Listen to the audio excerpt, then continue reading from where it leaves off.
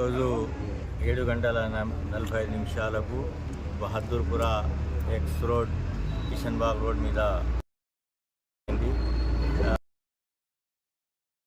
కర్తలు telephone చేయడంతో మా corporators Mohammed Khader గారు మరి హుసేని పాషా గారు చేరుకున్నారు. అదేవిధంగా ఫైర్ ఆఫీసర్స్ను టెలిఫోన్ చేసి ఇమీడియట్గా బండ్లు తెప్పించి ఇక్కడ అగ్ని జరిగిన చోటు దానికి చేయడం జరిగింది. ఇలాంటి సంఘటనలు జరగకుండా మా భూమి ఓనర్ ఎవరున్నారో వాళ్ళకు కూడా మేము టెలిఫోన్ చేసి మాట్లాడడం జరిగింది ఇమీడియట్గా. ఎందుకంటే పాత బండ్లు, టైర్లు, మరి సీట్లు ఇవి అన్నీ ఒక జాగాలో వేసి వాళ్ళు కాలబెట్టిన తర్వాత మొత్తం పక్కకు ఇళ్ళు ఉన్నాయి. దాంట్లో రైట్ హ్యాండ్లో హాస్పిటల్ ఉంది, లెఫ్ట్ హ్యాండ్లో పెట్రోల్ బంక్ ఉంది.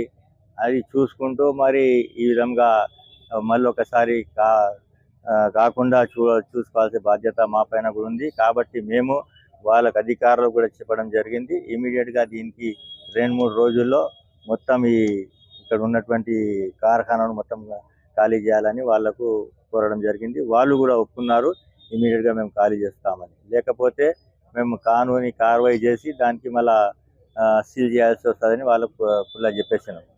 వాళ్ళు కూడా ఒప్పుకున్నారు, ఇది మొత్తం ఖాళీ చేసేస్తాం. ఇది 3-4 సార్లు అయిపోయింది ఇంతవరకు. నేనే ఇక్కడికి 3వసారి వచ్చాను. ఇక్కడికి 3-4 టైమ్స్ అయింది. నేనే 3వసారి వచ్చాను ఇక్కడ. ఎందుకంటే ఇది మొత్తం టైర్లు ఉన్నాయి. టైర్లతో ఎవరైనా పుల్ల వేస్తే మొత్తం మంటలేసి ఇండ్లకు ఇప్పుడు చూస్తారు మీరు, 2nd ఫ్లోర్ వరకు వాళ్ళ పరదాలు కానివ్వండి, తలుపులకు మొత్తం వాళ్ళకు బ్లాక్ అయిపోయింది మొత్తం. ఎందుకంటే ఫైర్ బ్రిగేడ్ ఇమీడియట్గా రావడంతో అది ప్రమాదం తప్పిపోయింది అనుకుంటున్నాను. లేకపోతే చాలా పెద్ద ప్రమాదం అవుతుండే. కానీ ఎవరి ప్రాణహాని జరగలేదు. నష్టం టైర్లు గిర్లు కాలిపోయినాయి అంతే. Thank you.